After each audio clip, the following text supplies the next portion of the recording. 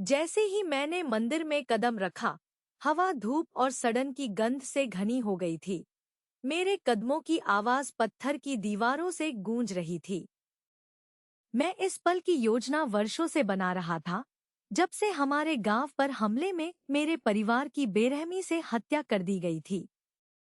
यहाँ रहने वाले भिक्षुओं के बारे में अफवाह थी कि उनके पास प्राचीन शक्तियां हैं, और मेरा लक्ष्य उन शक्तियों का उपयोग अपना बदला लेने के लिए करना था।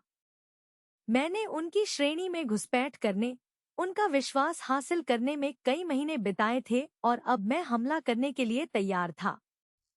जैसे जैसे मैंने मंदिर में गहराई तक प्रवेश किया, मैं अपने भीतर जलते हुए क्रोध के बोझ को महसूस कर सकता था।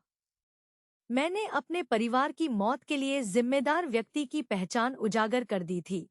वह एक धनी व्यापारी था जिसने अपनी जमीन का विस्तार करने के लिए छापेमारी का आदेश दिया था।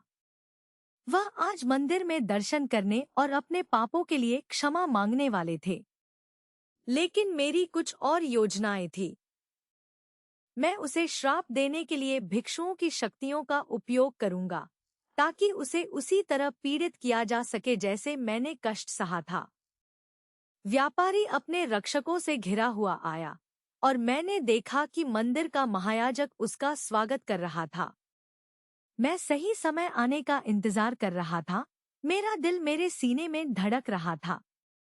और फिर, जैसे ही पुजारी व्यापारी को आंतरिक गर्भगृह में ले जाने वाला था, मैंने अपनी चाल चली। मैंने व्यापारी को कसकर पकड़ लिया और शाप के शब्दों का जाप करना शुरू कर दिया। मेरे गुस्से को भांपते हुए भिक्षु भी इसमें शामिल हो गए। उनकी आवाजें बुखार की चरम सीमा तक बढ़ गईं।